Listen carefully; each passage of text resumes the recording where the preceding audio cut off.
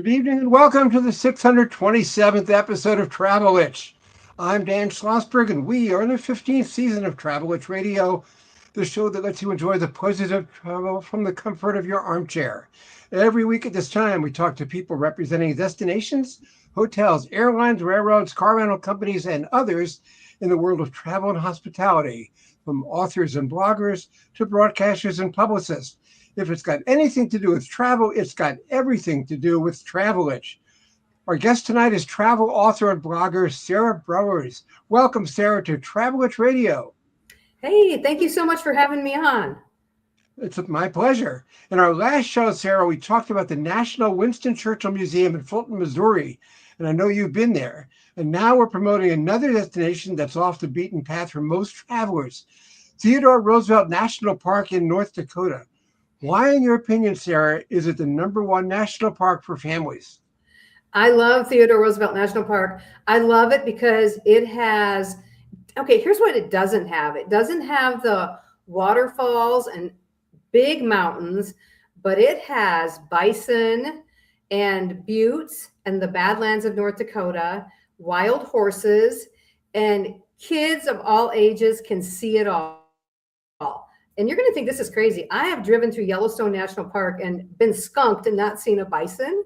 People think that's crazy, but I have never been skunked in Theodore Roosevelt National Park. One of the most treasured parks in the country. It's just great for families because it's not crowded. I'd like to think that it's crowded because I'm telling all of you about it, but it's not crowded and one of the best places in the country. I love it there. And let's mention the museum or library that's going to be opening July 4th, I think you said. Yes, the Theodore Roosevelt Presidential Library opens July 4th of 2026 in Medora, North Dakota. And a lot of people are surprised. Did you know Teddy Roosevelt didn't have a presidential library? I mean, I think it's really pretty cool. So I was there actually a year ago in April of 2025. I was there and took a tour of the museum, the library while it was under construction. And I was there just 2 months ago. Yes, I was in North Dakota in January. I may be an Iowan, but I was in North Dakota in January. And let me give you this tip. If you want to visit Theodore Roosevelt National Park in a new way, go in January. Actually, I learned for the first time that porcupines climb trees in Theodore Roosevelt National Park in January. But the Presidential Library is going to be opening in America's 250th. How cool is that? And if you want to go visit this summer, I'm going to give you a tip. You need to pay attention to the Theodore Roosevelt National Park website. And there's a Presidential Library website. You'll need a ticket ahead of time to get into the Presidential Library. So they are planning on it being very busy.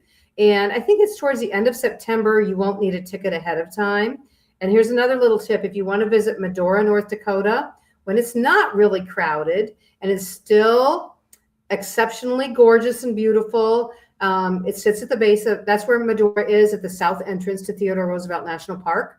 Go in the spring or fall. There's my little tip for you. The wild horses are what make that whole area so special. Well, you mentioned porcupines, and I love seeing wildlife in their natural habitat. That's another reason to explore Teddy Roosevelt National Park as the weather warms, isn't it? Yes. And, springtime is beautiful. And as the weather warms, nature, you have the baby bison, the baby horses, the colts. Nature is really special in different times of the year, but spring and the wildflowers, they start popping out, and it's an incredible time of year to visit any national park. I love the recent TV series Elkhorn, named after the ranch Roosevelt founded during his 1880 stay in North Dakota. Is it still there? So Elkhorn Ranch is still there. Fun fact, they just actually had the actors from that show were in Medora. I believe it was in fall of 2025. They did a big party there for them. Elkhorn Ranch is still there. And it was, I think, 3 years ago, I went back to it. It's about 40 miles northwest of Theodore Roosevelt National Park in Medora. I suggest checking with the local folks before you drive there, because it's not a 2-lane paved highway the whole way. It's gravel and potentially a mud road in places. So check with the locals. But the actual ranch itself is not there, but you can stand and you can see the base of where the ranch and the house were. So you can actually see all of that, the base of the actual ranch. It's right along the river there where Teddy spent a lot of time. Okay. Tell me about the buffalo and the parking lot at the Painted Canyon Visitor Center on I-94. I always tell people to stop at the Painted Canyon Visitor Center. Now, if you are going in the winter, they do close it. But if it's open during season, stop there because there's a good chance you're going to run into some bison. The bison roam through the park there. Now, here's the other catch. People like to say they've been in Theodore Roosevelt National Park. When you travel I-94 across North Dakota, it does say you are in Theodore Roosevelt National Park. And when you are technically in that rest area, Welcome Center, Painted Canyon, there's a sign there, Theodore Roosevelt National Park. You don't have to pay to enter there. You are in the park. But you really haven't been in the park, have you? No. You need to go into Medora, where the south unit is, or the north unit, which is up by Watford City, about 45 minutes to the north. But the Painted Canyon is extraordinarily beautiful. It gives you a great view of the North Dakota Badlands and also the bison. And if you're lucky, the bison, they march right through the parking lot. I mean, right by your car. You want to pay attention when you get out to go use the restroom or visit the Welcome Center there. And the wild horses, I have not seen many wild horses there over the years, but they are there occasionally. There's a better chance you'll see a bison there. And having been in Custer State Park in South Dakota, I know that the buffalo, also known as bison, look lethargic, but they really aren't. And you shouldn't get too close to them, should you? No, you should keep a distance from them. I've seen about everything and anything in regards to people disregarding wildlife in national parks. Just stay in your car, stay a little bit away. And I was with my grandson in Theodore Roosevelt National Park a couple of years ago, and we were out looking at the bison like everybody else in this parking lot. And I said, these bison are getting a little too close. They were coming towards us, literally marching towards us. We got in our car, and a lot of people didn't, and they had to do a lot of scurrying. And my grandson says, let's go. And I said, we can't go. And he looks in the back window. He's like, oh my gosh, Grandma, they're all here. They're surrounding the car. He said, you were right. Well, Sarah, I am fascinated by the term Badlands. I know they're located in several states, including both Dakotas and Montana. Tell us about your experiences there. Yeah, so Badlands National Park is in South Dakota. And Badlands National Park in South Dakota, there's another tip. Winter is absolutely gorgeous there too. A lot of people don't go visit there in the winter, but it gets very hot in the summer. So if you're going to go off of the trails, out of your car or outside, you want to make sure you have water with you everywhere you go in the Badlands in South Dakota or North Dakota. Badlands in South Dakota are a little more, I don't know, they're taller. It's an area of the country. It's really unique. The Badlands in South Dakota is all pretty much in one spot, whereas the Badlands in North Dakota is spread out all along that western side of North Dakota. So you can travel that whole western edge of North Dakota and you're going to be in the Badlands of North Dakota. So Theodore Roosevelt National Park, North Unit and South Unit are in the Badlands of North Dakota. It's just a beautiful area of the country. Here's a fun fact. The Presidential Library in Medora for Theodore Roosevelt has a lot of windows that will overlook the Badlands of North Dakota. And I also want to share this with you. It was about 7 or 8 years ago, the folks started gathering wildflower seeds because they knew that the Presidential Library was going to be coming somewhere in the United States. So the roof on top of the Presidential Library in Medora is going to be wildflowers and natural grasses of North Dakota. I think that's really fascinating. We're talking travel with Iowa-based author and blogger Sarah Browers, and there is a beautiful picture. Where was that taken? That's in Bismarck, North Dakota. That is an art alley. That is the first alley of street art that was in the country. Did you know that? No, I did not.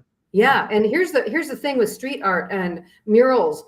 A lot of times communities get all excited and want to put these murals in their community. But I'm going to give you a tip if you're listening and you're wanting to put one of these in your community. Make sure the author, the painter, and the artist, you all have a plan moving forward because they need to be repainted at some time down the road. But I love this one. This here is just gorgeous. It's got the state of North Dakota and the bison in it. Oh, that's right. That's right. Well, you're also a big booster of Alabama beaches. Who knew Alabama even had beaches? Yet you think you're the best in the lower 48, a statement I might argue with, since the Jersey Shore in my home state is so cool that Bobby Rydell wrote Wildwood Days about it. I tell you, I love Alabama. The beaches, 32 miles of pristine beaches. fine sugar sand. And I don't say that lightly. I literally came off of a press trip in Grand Turk one year and went to Alabama, and the beaches in Alabama were nicer than what I'd experienced in Grand Turk. So I'm just telling you, in the US, you can be in, it's almost like Caribbean-like in a place. We don't need a passport. It's right here in the US, in our lower 48, some amazing, incredible things. Alabama beaches, and Orange Beach and Gulf Shores, there are festivals going on all the time. And I'm going to tell you, if you like oysters, there's an oyster festival that it actually what is the end of February every year. It's out at the Beach Club Resort and Spa. And that oyster festival, hands down, you need to plan to go there and enjoy it. Enjoy it all. Foodie scene, if you love bread pudding like I do, best bread pudding in the country in Orange Beach and Gulf Shores, Alabama. That's another reason to visit. And we cannot overlook your native Iowa. And in fact, here's a picture. Where was this taken? Now, that is the Prairie Line Bike Trail, which is a new bike trail in northern Iowa. It's actually about 5 miles from my house. And a lot of people think bike trails, there's a difference between a bike trail and a bike route. We are looking at a bike trail. And I'm an Iowa girl, rural Iowa. This is a bike trail to me. A bike route is in a city around cars. I don't want to ride my bike where somebody could open a car door and smack it into me. I like bike trails. And if you like to bike, I'm telling you, Iowa is a great place to bike. Oh, and I'm going to go back to Gulf Shores, Alabama, because USA Today has ranked the Hugh S. Brannion Backcountry Trail #1 there for several years in a row. Great bike trail. But Iowa, that Prairie Land Trail is new, and the High Trestle Trail is an incredible bike trail across the middle of the state. And you've even written a couple of books about Iowa. Tell us about that. I have. I wrote 100 Things to Do in Iowa Before You Die and Perfect Day Iowa. And in fall of 2026, I have Iowa's Unique Eats and Eateries coming out. But Perfect Day Iowa. So let me tell you, you can have a perfect day Iowa. People love their itineraries, right? It seems like we're in an itinerary world right now. But Perfect Day Iowa is broken down into itineraries of different things to do, places to eat and things to stay in different places in Iowa. But 100 Things to Do in Iowa Before You Die is like a guidebook. And I didn't realize it was really going to be a guidebook because that's what people started doing. They threw it in the glove box of their car. They'd buy my book and just throw it in their glove box. They'd be like, okay, where does Sarah think we should go today or go tomorrow? And I jokingly say, I'll keep you in the state of Iowa a long time. People refer to Iowa as flyover country. And I own that. We own it. We are flyover country. But I'm going to show you why you need to come to Iowa. And there are many amazing things to see and do. I have a connection to Iowa, too, because I co-authored the autobiography of the late Michael Hamilton, longtime baseball broadcaster for 7 teams, including the Cubs and Astros. He was a native of Fairfield, Iowa. Oh, let me tell you about Fairfield. Fairfield has one of the most eclectic food scenes in the country. Who knew? And birding. If you're into birding, you need to go to Fairfield, Iowa. The people that own the website birdwatching.com live in Fairfield, Iowa. They know their birding. I'm telling you. That's 2 things about Fairfield, Iowa that, go. You'll love it. Okay, and where is this picture from? Okay, so this is Fort Dodge, Iowa. That is Iowa's tallest mural, and that is painted by Australian artist Guido van Helten. He has commissioned several of these grain silos across the Midwest. And I actually met him in Minot, North Dakota last summer. And I love his work. He is incredible. But what a fun way to repurpose grain silos across the Midwest. These faces on here represent the people of Fort Dodge, Iowa. And that's what he does on these grain silos. It features the people of the communities and really makes you appreciate art in a new way. And also appreciate the history of communities on a grain silo. Who knew? And how about this one? That's also along Highway 20 near Fort Dodge, Iowa. Now, a lot of people are familiar with Buc-ee's. I know a lot of people are familiar with Buc-ee's because they travel and they go to a travel stop. I'm calling this Iowa's Buc-ee's, marker 126 on US Highway 20, which runs across the state. They've got everything from, pizza to deviled eggs to a boutique, a ladies' boutique in there. They've just got everything. And guess what? They have clean bathrooms. I'm just telling you, clean bathrooms at any gas station. I'm there. I'm all there. You write on your website that no one is too young or too old to travel. How old are your grandchildren, and how do they enjoy traveling with them? Or how do Yeah, you my enjoy grandkids traveling? are 6 and 7 and 9. And I tell you what, when you travel with a 6 and 7 and 9-year-old, or even just one of them, you see things through different eyes. The things that I always think that they're gonna just think is great, they don't. Keep it simple when you travel with youngsters. Simple is amazing. They don't need, now my grandkids will go to an amusement park, but let me tell you this, they don't need all that noise. I don't want all that noise. And I love nature, and my grandkids love nature. And I'm finding that my grandkids talk more about the trips that they've taken with us that are in the quiet, natural spaces. I know that your grandson has the travel bug too, since he blurted out the words you love to hear when he said, "We are explorers." What was your reaction? He did. We were hiking in Theodore Roosevelt National Park the same day that we saw the bison that surrounded our car. He did. He said, "We are explorers." And I was like, dang, why can't I be that excited? We as adults, I'm looking at these other people on this hiking trail and I'm thinking, he's really excited. I mean, I was excited, but not to the level that he was. And it made me step back and really appreciate the experience of traveling with my grandkids and seeing things through his eyes. I bet he loves the chocolate produced by Van Veen Chocolates, a family-owned enterprise in Pella, Iowa, especially the sea salt caramels. And who knew that little town also has a big-time tulip festival? Isn't it They right around do. the corner? They do. It's the first part of May, but Mother Nature determines that every year. So any community across the country that has a tulip festival, pay attention to their website and social media so you get in on it at the right time.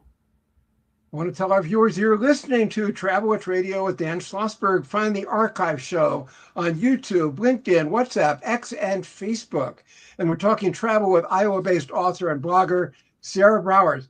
While we're on the subject of Iowa, everyone knows that WHO in Des Moines was the station that introduced the world to Dutch Reagan when he broadcast Cubs games in the 30s. But who knew about the architecture of Mason City, the Iowa Great Lakes, or the Norwegian heritage of Decorah? Thanks to you, they do. Please share. Oh, so let me tell you, Mason City. So Mason City is home to the historic Park Inn Hotel. It is the last known hotel designed in the world. Wrap your head around that. Last known Frank Lloyd Wright hotel designed in the world that you can stay in. And a town of 27,000 people, I think that's pretty incredible. Mason City has an incredible art scene, and they have embraced Frank Lloyd Wright. You can walk through the town and see other homes that he designed, and it's just magical. Let me tell you about Clear Lake, 7 miles to the west of Mason City. You can go to the legendary Surf Ballroom where Buddy Holly played his last concert. You can drive 5 miles north of town and drive out to the Buddy Holly crash site. And I'm going to give you a tip for visiting that crash site. So a lot of people say, Sarah, I can't walk a quarter of a mile back to the actual crash site. Go anyway. The wow moment is when you pull up to the trail that goes back to the crash site through a cornfield, is the black iconic glasses that sit there at the edge of the road. That is the wow moment. So don't let that stop you, that you can't walk that quarter of a mile back to the actual crash site. And Clear Lake is also a great lake town. A lot of lake activities. 4th of July, I'm going to say it right now, hands down the best in the country. Nostalgia and traditional 4th of July. They've had this Evans Carnival has been there many, many years. I'm talking dozens of years. One family brings their carnival to town, and people, the music, everything just on the lake, magical. 4th of July in Clear Lake, Iowa. And which leads us to Okoboji. It is the Great Lakes of Iowa. You have several lakes in one place in far northwest Iowa. If you like lakes and boating, there's your place there as well, Okoboji, Iowa. And I'm glad you mentioned Cornfield, because the Field of Dreams game is back on the baseball schedule this year in Dubuque, Iowa. Have you been there? It's actually in Dyersville, which is about 30 miles west of Dubuque. Yes, I've been there. I've been there several times. Right. And it is a magical place. If you can go to the Field of Dreams, go. Take your ball glove with you and take a ball and throw a ball on the ball diamond there. Watch the movie. Have you been to the Field of Dreams? Yes, I In have. Dyersville. Yeah, Yes. yeah, yeah. It's a And magical you're place. right, Dyersville. I was on a baseball team cruise that actually stopped in Dubuque, and we took a bus to Dyersville. So you're absolutely Yeah, right. yeah. Magical. Is that included in your book, Perfect Day, Iowa? It is. It is. Now, how can Field of Dreams is just amazing. And Dyersville, a perfect day in Dyersville. I mean, who can't have a perfect day in Dyersville, Iowa? Doesn't your book detail dozens of ways travelers can be both entertained and educated in your state? Yeah, a lot of different ways. You know, I think the one thing you want to do if you want to be entertained, one thing that's overlooked in a lot of places is museums in general. And a lot of people think museums are, some people think they're overrated, underrated, whatever. The Cedar Rapids Art Museum, I'm going to give a shout out to that because Grant, you can tour Grant Wood's studio, American Gothic House, Grant Wood from Iowa. You can't go wrong there. I mean, just an incredible opportunity to learn some new things. Where are you from in Iowa, and where do you live now? So I'm from Mason City. I live on a farm south of Mason City, and I live there now. I married the neighbor boy 39 years ago. I'm an Iowa farm girl. He's an Iowa farm boy. We grew up a mile and a half from each other, and Iowa is my home state. That's where I live today. We've featured historic Route 66 on several different shows. Doesn't that road run right through Iowa? Route 66 does not run through Iowa. Oh, It does not. It is in Really? Illinois. okay. As co-founder of the North American Travel Journalists Association in 1991, I would like to know how, when, why, and where you and Lisa Trudell co-founded the Midwest Travel Network. Yeah, that 2015 Midwest Travel Network came around, and what we do is we connect destinations and attractions actually all across the country with content creators that can help them tell their story. And I saw that a lot of smaller Midwest destinations specifically were not at the bigger travel conferences that I was attending. And one of the first people that we connected with was Travel North Dakota in Fort Lauderdale, Florida. I'm from Iowa, Lisa's from Nebraska, and Kim Schmidt is from North Dakota, and we met in Fort Lauderdale, Florida. And the Midwest Travel Network is off and running.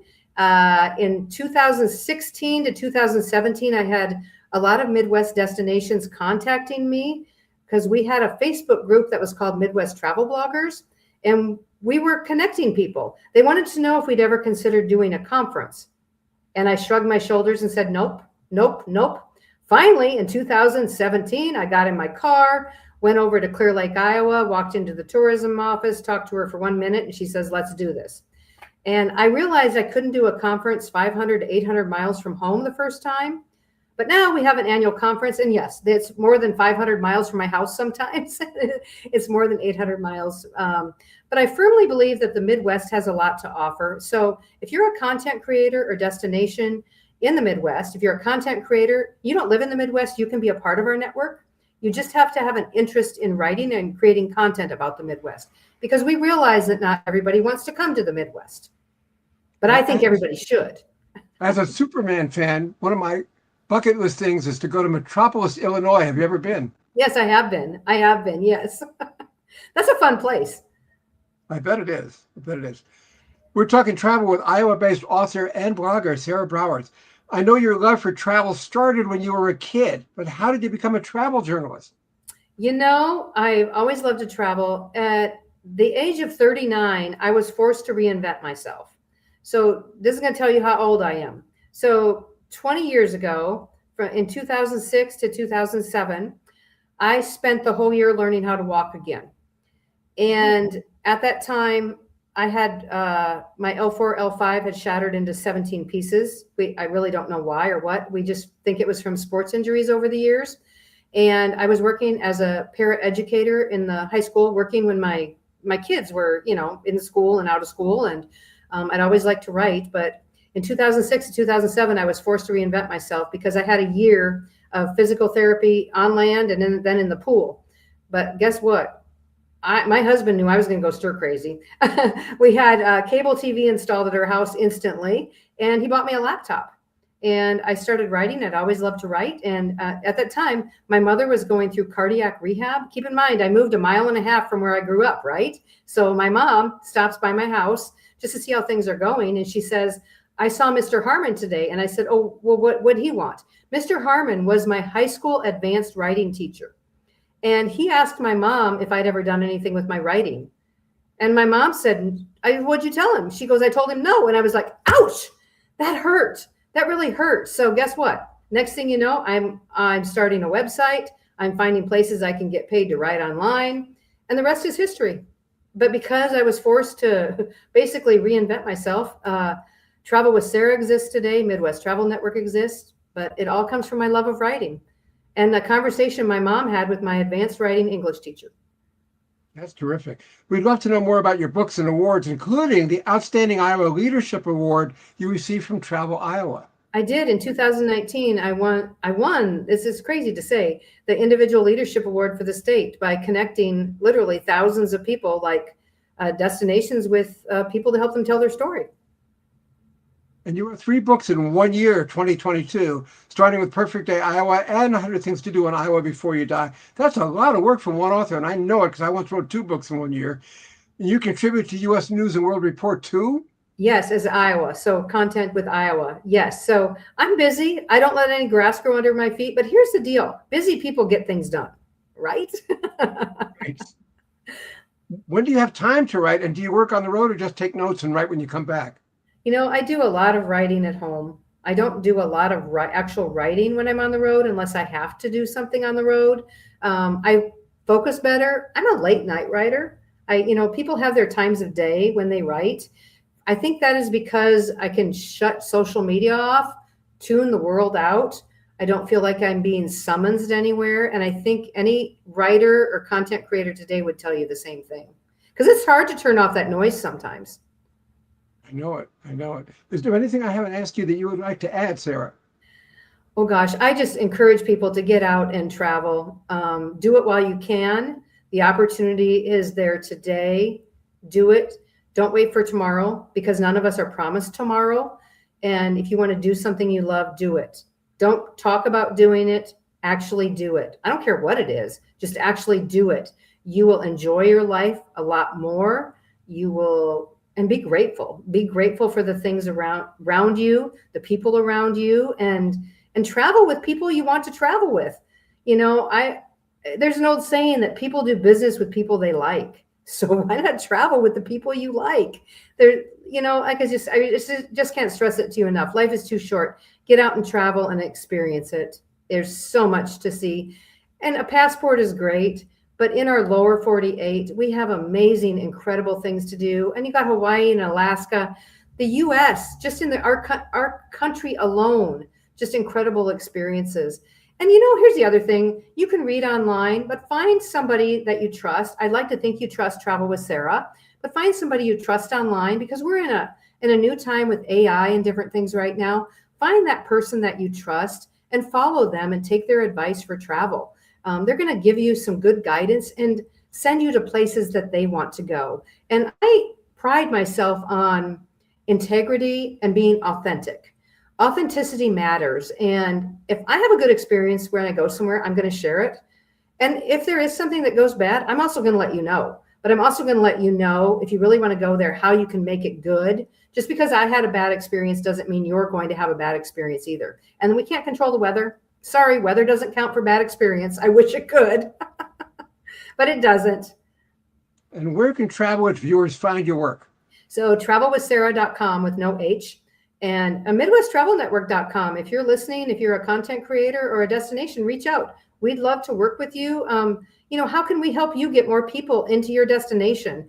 Ultimately, as a content creator, I want to see communities grow. I want to see them thrive. I want to see main streets with hustling and bustling on them. I want to see you growing. Okay, our guest this evening on Travel It has been travel author and blogger Sarah Browers. Thank you, Sarah, for joining us on Travel It. Thank you for having me. I had a great time. I did too. Thank you. Great guest. And listeners, now that baseball is back, share the excitement with a copy of my biggest and best book, The New Baseball Bible. It's 480 pages for a little more than $1. Such a deal. It's an oversized, illustrated, unorthodox history of America's national pastime that is both a coffee table book and a bathroom book. Read it backwards and still enjoy it. That's The New Baseball Bible with Shohei Ohtani. Who else on the cover? Get it from Amazon.com tonight. And that's it for this edition of Travel Itch. We're back next week with Dan Shyrock to talk about travel by bicycle. We had a little bit of that tonight with Sarah. Now, this is Dan Schlossberg saying thank you for your time this time. Until next time, good night.